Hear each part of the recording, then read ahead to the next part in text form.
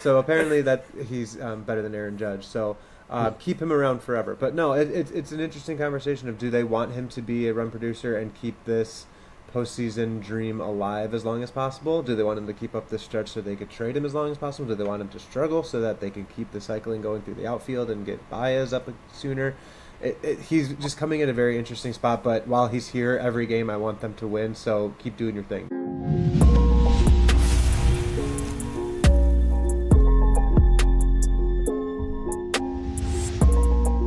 Welcome to the Viva Albertos podcast. As always, I am your host, Jake Wood, and I am joined this week by fellow writers Gabe Simons and Scott Plaza. This week, we were supposed to do a reader mailbag, but because I am ADHD in a roundabout way, I also included a... what's the word I'm looking for? I asked your opinion on what you thought of the podcast, and so you gave a lot more great, candid responses to what you thought of the podcast rather than giving us questions and content to talk about, so that responsibility fell unto me and Scott and Gabe to kind of determine what we were going to talk about tonight, and we'll get into that in just a moment, but before we do, I do want to say a quick thank you to everybody who responded to that little survey that I had put out. Thank you so much for your feedback. As always, it's very much appreciated, and obviously if you enjoy this show and enjoy what we do, please be sure to like and subscribe this. Share it wherever possible. Like, we really appreciate. Leave a comment if you have any comments or thoughts or suggestions for the show. Please leave them in the comments. We really appreciate it. We really want to hear from you. You know, you guys ultimately drive the content and what we do here. So please reach out. Let us know what you think. It's always appreciated. Now that bit of housekeeping is taken care of, Gabe, Scott, how you guys doing tonight? Welcome back. It's felt like a while since we've done this.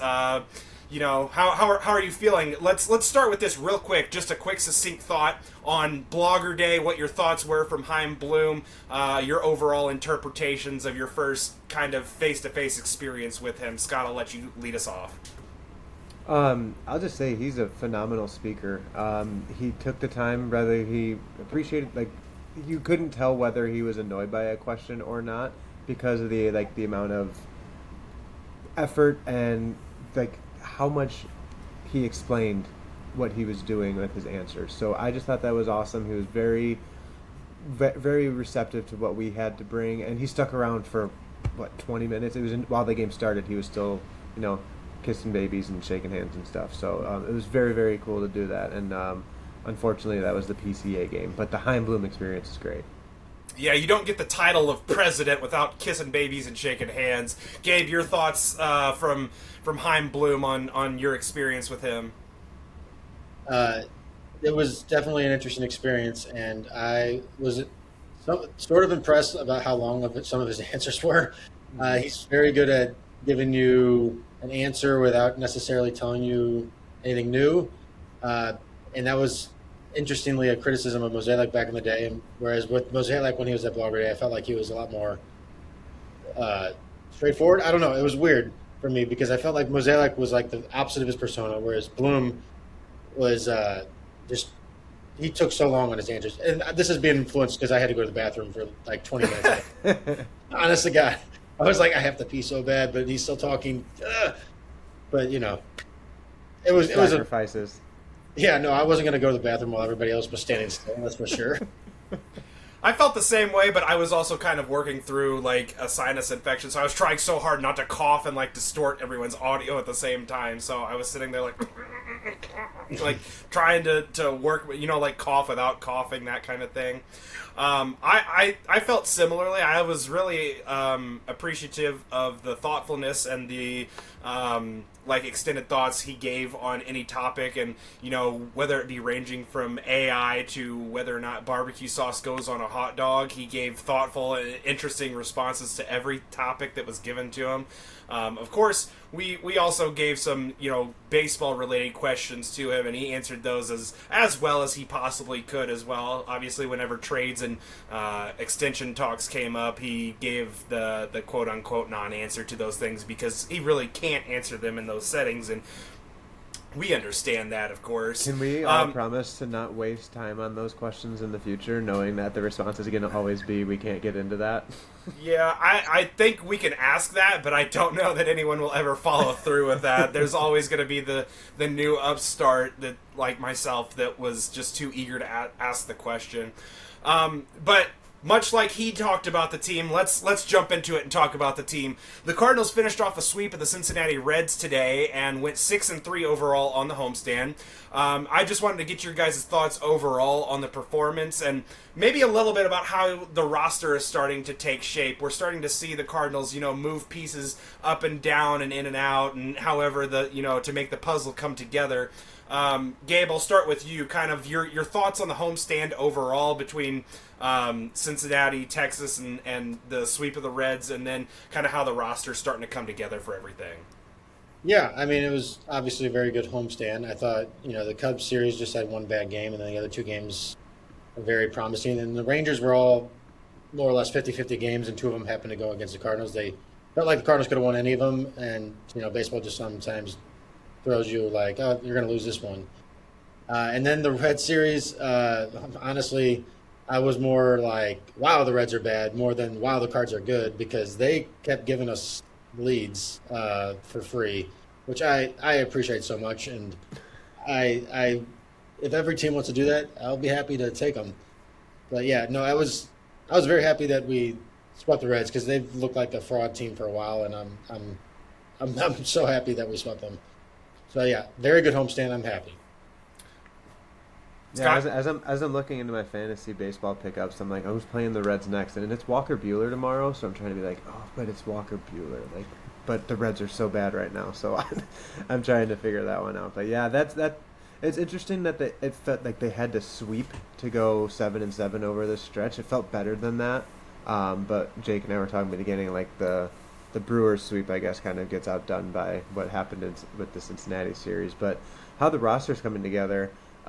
We haven't, I don't know if this is good or bad, but we haven't really noticed a difference behind the plate, whether it's been Crooks, Pajes, or Herrera behind the plate. So I don't know if that's good, bad. I mean, we probably hoped for a little bit more out of Jimmy Crooks, but this gives a little bit more credence to, oh, look, he was doing it in the minor leagues. He's not ready. It's like, okay, like everybody was wanting something different to happen. Something different is happening, and we haven't seen anything different from that position just yet. Velasquez doing his thing is super cool. And then, of course, with Newt coming up, we'll talk about that here in a little bit. But the roster's coming together, and it's going to create some fun conversations through the rest of the summer for sure. Yeah, I'm glad you touched on the Jimmy Crooks part, and I'm like not here to toot my own horn or but it's still early. It's still a very small sample. There's still relative opportunity for him to take off, but like you said, I do agree. It has not been a tangible difference that I think a lot of Cardinals fans were hoping for from like an instant impact. One player who did provide some instant impact, Lars Nootbaar made his return Friday night, which I was there and a part of. And for lack of a better term, he appeared to not have missed a step in doing so. Scott, there's your little tip.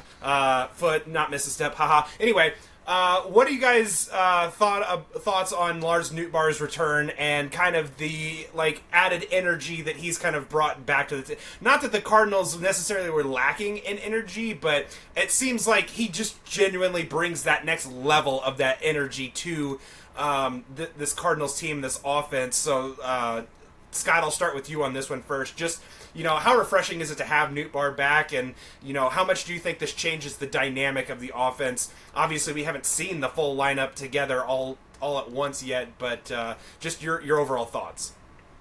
He's back at just such an interesting time, just overall. I was talking with Jandy over on the Cardinals on My Time podcast, and we are just like, how much Newt, just like we were going back and forth with going into this season, I was like, let's get him traded as quickly as possible. Let's get him healthy and then traded as quickly as possible. But then my article today, I was done with at noon yesterday, and then Newt came off the bench and hit homer, so then I had to do a quick little spin for this morning. But the title was, what do the Cardinals want from Lars Nootbaar? And I was like, well, it was originally what do they want for Lars Nootbaar? But now it's from, do they want him to, obviously he's at a 300 WRC+. He's not going to keep that. Is that good? Yeah, so apparently that he's better than Aaron Judge. So Keep him around forever. But no, it's an interesting conversation of do they want him to be a run producer and keep this postseason dream alive as long as possible? Do they want him to keep up this stretch so they could trade him as long as possible? Do they want him to struggle so that they can keep the cycling going through the outfield and get Baez up sooner? He's just coming at a very interesting spot, but while he's here every game, I want them to win, so keep doing your thing, Newt. Absolutely. I mean, it's been really fun. I mean, there's no other way to really say it. It's been fun. It's been exciting. It's been everything you could have hoped for from a healthy Lars Nootbaar in return, and it helped lessen, I think, the impact of JJ Weatherholt taking those couple days off, because you had Newt to slide right back into the top of the lineup there. And I think that obviously having Weatherholt back in this last game today and then going forward, it's just that added element. The Cardinals are able to hopefully to get back to that identity that they had early in the season with being able to grind out at bats, grind pitchers down, get them out early, get into what most teams like underbelly is of their bullpen between like the 5th to 7th inning. That's usually your best chance to get to a team nowadays. Hopefully the Cardinals and kind of their identity and how they want to work counts and grind guys out, that lends to more winning in the near future. One guy that has been struggling at doing that is Nolan Gorman. He has been absolutely going through it. One name that gets brought up consistently is Blaze Jordan, and he was not really thought to be a real option at third base, at least until Ramon Urias developed tennis elbow in his other elbow. That's right, he has Giancarlo Stanton syndrome, where he has tennis elbow in both of his elbows. And now the Cardinals appear to be more seriously considering Blaze at third base, at least in the immediate future. That's at least speculation coming from our friend Jeff Jones over at the Belleville News Democrat, because after that diagnosis to Ramon Urias, that Blaze Jordan was back at third base again, and now it seems as though that Blaze is at least going to get a longer look at third base, at least at AAA. I don't know whether or not he will get run in the big leagues for that, but how much of a longer leash do you think Gorman gets, and how long until a potential Blaze promotion might occur? Gabe, I'm going to ask you this. I'm going to throw this one over to you.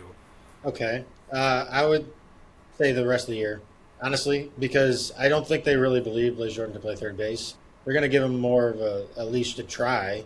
But, like, the fact that when Crooks got promoted, he didn't play third base at all in the gap because they no longer needed that DH spot to be used regularly.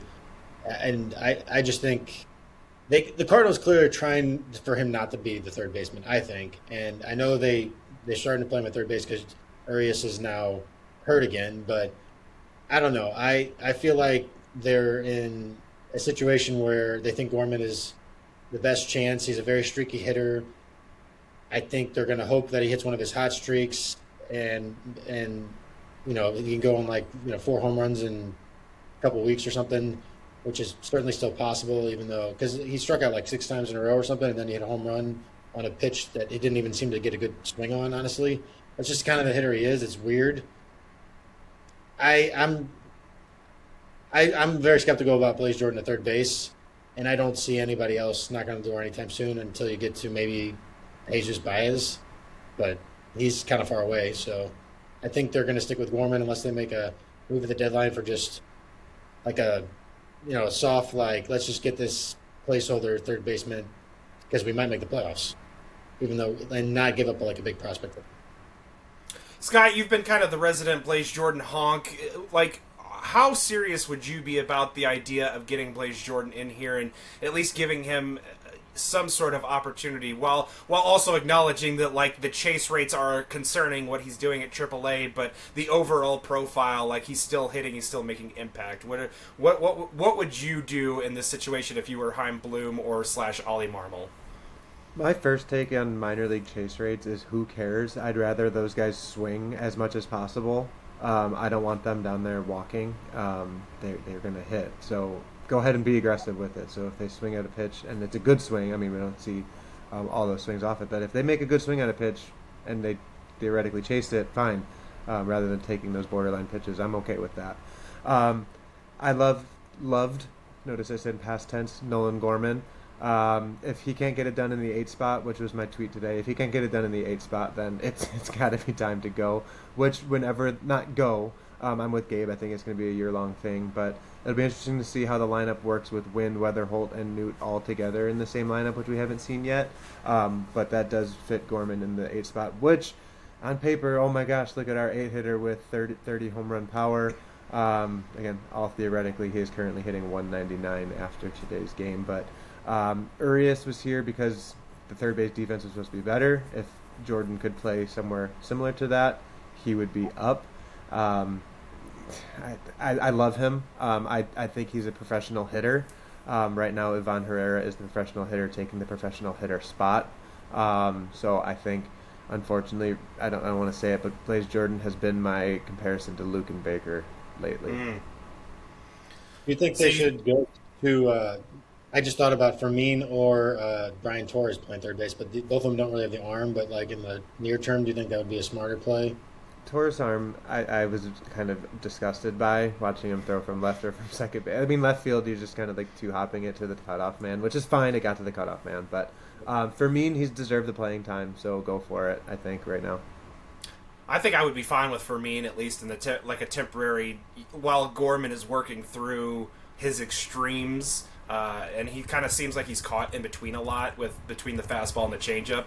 I think that like Fermin at least would make a small amount of sense to at least get a little bit of run there, just because of his versatility and his ability to kind of. I think his right-handed bat would also help with kind of offsetting the platoon lefty-righty at the back end of the lineup as well. Not that he's necessarily like a roadblock and like the ilk of Ivan Herrera is to left-handed pitching, but just a little bit obviously better than what Gorman has given you, and again while he's working through that slump. But speaking of slumps, a player who has managed to maneuver his way through too many slumps this season is Jordan Walker, and I think it's fairly safe to say at this point that Jordan Walker is becoming who we all thought that he was supposed to be initially, and we are all exasperatingly relieved by that outcome, which, you know, I kind of also think has driven a lot of this, like, better than expected team performance. Like, coming into the season, we didn't expect Jordan Walker to be on pace for, like, 7 wins and potential MVP votes, but, you know, we all had kind of, like, hoped and crossed our fingers and, like, you know, was hoping that was in there, but we didn't necessarily expect it to happen this season. Scott, I want to ask you, like, how much has Jordan Walker, like, breaking out changed the trajectory of kind of how you see this team, and how maybe more in the near immediate future they can be better than expected? I think Haim was kind of asked that question of, like, how does Jordan Walker performing well, like, change your outlook on things? And he's like, that's just one less position to have to worry about, which lets you put time and resources either in development or in the trade, or whether it's free agency, to filling those other positions, be it left field, be it center, be it third. There's potential to be creative when you have one less spot to worry about, or starting pitching. I guess I can't forget about that. But Jordan Walker changes a ton, and we've always been like, well, we gotta wait to see if it's real. There's 99 games to go. I think the 300 average might not be for real, but everything else I think we can even buy into. He missed the low and away slider today, and then still had good at bats before and after that. I think the low and away slider thing, it's just going to be occasionally a part of his game. It just is. But, you know, is he able to find a way to get impact in other places throughout the game whenever that inevitable low and away slider chase comes? And it's just like one of those things where it's going to be a part of it. Gabe, what about for you? Like, how does Jordan Walker breaking out change kind of how you project this team for the rest of the season? I mean, well, for one thing, it makes it sort of like believable that the Cardinals could sneak into the playoffs, which I don't think would have been believable without Jordan Walker doing what he's doing. And I wonder if we would even notice the lone away slider chase if it wasn't for the fact that we had like 3 years of seeing like it be really bad. That's true. It's not like players don't chase pitches all the time, and we just don't think about it if they're doing well normally. And I mean, every time he's slumped a couple of times. And every time it seems like people online are like, Oh, it was nice for a month. Oh, that was nice Yeah, for 2. exactly. It's like, okay, well now he got back. He's ending those slumps early. That's the whole key to the thing. That's to bring it back to Gorman. The reason why he is not a good hitter anymore is because his slumps just last forever, and and right now at least he's not making up for hot streaks. But yeah, but Jordan Walker, I just think I don't know that he's like this good. I might need a year or two for that, but he's certainly a great hitter. I think I can buy into that pretty easily, and I'm on board the train for sure. Well, the reason, Gabe, why I asked you about this season is because Bob Nightingale over at USA Today wrote in his Sunday article column that if the Cardinals were to fall out of the wild card race, that lefty reliever Jojo Romero and right-handed pitcher Dustin May are expected to be dealt at the deadline. You had kind of an obvious response to that whenever I Make first him told you bleed. about that, Gabe. Yeah, like, I guess, should I ask, does this surprise you guys, or do you find it to be more of what you expected coming into the season? This would be news if he made the report the Cardinals are planning to trade them, even if they were in first place. That would be news. If they fall off the wild card race, they're trading 2 guys who have expiring contracts. Yeah, come on. That doesn't. I mean, no. I'm trying not to say the word. I'm not trying to get you in trouble, Gabe. Yeah. You guys could probably fill in the blanks on that one. Of course, of course, they're trading them if they're out of the wild card race. Come on, Bob. Why did you even report this news? We know this. Scott, your thoughts on the report? But yeah, if there was first place news, I think it's notable because I think they'll do it in the wild card race if they're, where they're at or hovering third wild card spot. I think Jojo Romero for sure. I think could be going regardless. Dustin May, I've hoped he'd been around for a 2-year contract. I'll keep beating that drum when they signed him. Mutual options are not 2-year contracts. we know that. So I think he's going to unfortunately. I don't know. I think he's going to go, but I'd like to see him around if they could hammer out either an extension or, offer him something around the qualifying offer, whatever that's going to be for an extension at this point. But I think Jojo Romero is going to be for sure, regardless of where they are in the wild card race. I think he's eligible. Yeah, he is. Give him a qualified offer. Mm-hmm. Obviously, he has the what is it? A mutual option for $20 million withstanding at this point, which never gets picked up by both sides. I think it's like 2014 was the last time there was a mutual option that was picked up, if I remember correctly. And so it's not something to really think about, I guess, unless he got hurt, which knock on wood, still is not occurring. The Cardinals are now. 9 straight months without a starting pitcher injury at the major league level. So take that for what it's worth. It has been incredible whatever Carl Cochan and the performance staff has done to get these guys ready and for the rigors of a full season, along with Ollie Marmol and his staff and how they're kind of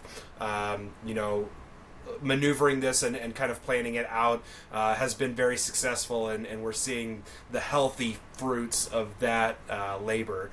I think that you guys surmised it really well. I think that obviously if the Cardinals fall out of it, they're going to trade those guys. But I also kind of I'm 50-50 on the Jojo Romero thing, and I'll explain why. It's because of his extreme ground ball profile, like in his ground balls in his profile. I think he might wind up being more important to the Cardinals than he would be like another contending team, and I think that he might be one of those guys that's just more valuable to you than he would be to another team, and what you might be able to acquire for him. So you might just continue on with him in that role, because he doesn't necessarily elicit the swing and miss, the chase that you would think of when you think of like a high leverage arm. And so I'm kind of in the camp that I think that you keep just ride it out with Jojo Romero this year, and if the Cardinals even wanted to extend him for another season like that, I would be fine with that. I don't know that you're going to get some gigantic return for him. the Well, I underlying don't think stats. I'll jump in. I don't think they've been treating him like a closer, and I don't think anybody's going to expect to. I'm anybody not. jump into No, that no, role, I so. didn't say closer. I said high leverage reliever. I don't think that anyone would put because I think that there are a lot of contenders who don't have nearly as good of a defense behind them that would cause them to be like, oh, we got to get JoJo for this spot. I think that he maybe more so like on a contending team profiles more as that quote unquote second lefty out of their pen, somebody who comes in the 5th or 6th inning, and I don't think that teams are going to be like throwing you like a top 10 prospect in return for that kind of a guy. And so I wonder what if the Cardinals would value trying to push for that wild card spot rather than the 15 to 20-ish prospect you might get out of a system that may not end up becoming anything for the Cardinals anyway. I think however, though, they are perfectly capable of getting like a Mason Molina type prospect who suddenly looks like he might be somebody worth paying attention to. And he was added with 2 other prospects for Phil Maton, who I don't necessarily think had a ton more value than JoJo would have. I mean, maybe I'm crazy because Maton was just a guy we signed for $2 million, and then he had a really good 4 months. And I would be surprised if like he has just a significant more value than JoJo Romero will have personally. So I think you can find some hidden gems in the 10 to 20 to 30 range that can outperform whatever the normal production would be.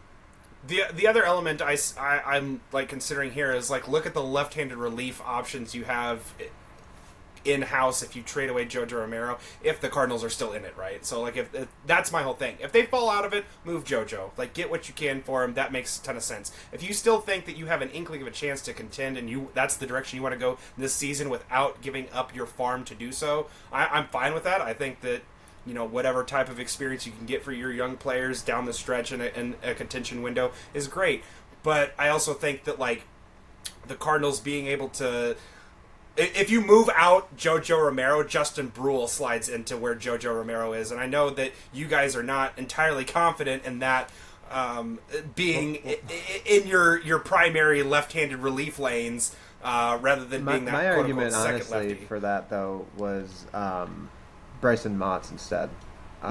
If there's not going to be a path to the rotation this year, I know they want him to stay as a starter, but if they're not going to win it all this year, because yes, just get in, but this team is, I think Gabe said it a couple weeks ago, like this is not a World Series winning team, and we all know, like, yes, anything can happen, but I would personally rather have Bryson Motts get that major league experience, get something for JoJo that could be useful next year, because he won't be useful to the Cardinals next year even if they keep him or if they trade him. So trade him, get something like Mason Molina or whatever, and allow Bryson Motts to step into that spot. And if it doesn't work out, then I guess it didn't work out. But if we're playing for the wild card, I know the goal is always like World Series, but like I don't want to just play for the wild card. To be fair, I'm right there with you, Scott. Like you make a ton of sense, Gabe. I'll let you jump in here in just a second. Like I'm with you. Like if they decided to still go down that route, okay. But then you're also telling me that like you're not genuinely pushing for or at least you don't genuinely believe that you are capable of even making it to the wild card round if you're moving on from JoJo Romero. Like if that's what you're telling me, okay, I'm down with that. Like if the idea is we're still completely invested in 2028, we're not moving off of that regardless of where we are right now. Okay, I'm with you, but I think you could make the argument or the case that if the Cardinals wanted to continue to push this season for something and kind of kick the can on JoJo down the road for another year even, like I would also find that to be an acceptable response. Gabe, go ahead with your thoughts. I think there's multiple people listening who are screaming out a name in addition to Mods. Cooper Jerpy. He's probably not going back to start. I don't think he has enough time to get enough innings to start, and I think he's on the 40, just man. played in his first rehab game, right? Or is he about to? Something like that. He pitched in it. Something like that. Yeah, and I don't think he has enough time to really not enough time. He hasn't built up enough innings to where he could realistically start the whole year. And you want to get him major league time at this point. He's already 25. He might be headed to the bullpen anyway. I think post deadline certainly he might be one of our lefties, maybe even before then. But I like it. Hey, yeah. I hear what you're saying, but he also still hasn't even pitched an inning in AAA yet. And so we know that pitchers who move up that level to AAA have an adjustment to the big league ball. And, like, if the Cardinals say they want to continue to contend and you want to move JoJo out for Jerpy in, Jerpy's... I just maybe think that's maybe putting a little bit too much stress on his arm right away as he's recovering from Tommy John. I like the thought, but I think that maybe that might be pushing him just a little bit too quickly for their liking. The other name that I might bring up, just because of his command issues, but also has extreme swing and miss and might play up in the bullpen, at least for the last 2 months, would be exactly Quinn Matthews would be the name that I would maybe bring up in that situation, because if you move JoJo, then you have an open 40-man spot. You put Quinn on, who has to be put on this offseason regardless. Maybe that's a way that you do it a little bit early and give Quinn some big league exposure in a more controlled environment, bringing him into the out of the bullpen where he could, theoretically have more success in shorter spurts. I don't know.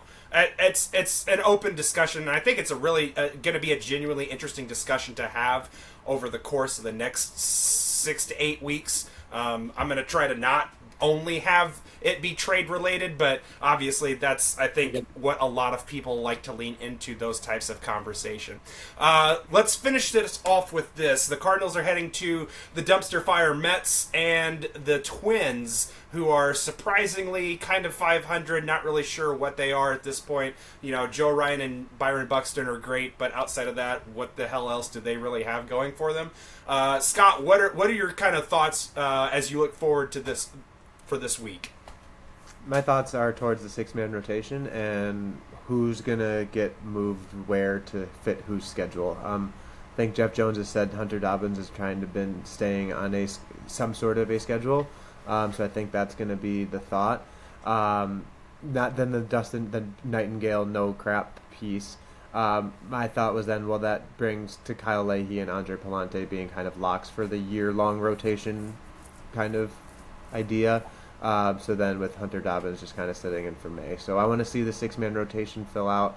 And I don't want to get too excited about Dobbins, but again, it's just something different that we haven't seen all year.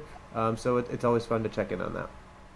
I believe that Jeff also reported that Dobbins is slated to start on Thursday, Game 3 of that series against the Mets. And so he is effectively pushing Kyle Leahy either back or eventually out, I think, is kind of where it's looking. I know that Ollie has been staunch in his belief that Kyle Leahy can do this and fill this role, but we're starting to see that experience leak a little oil.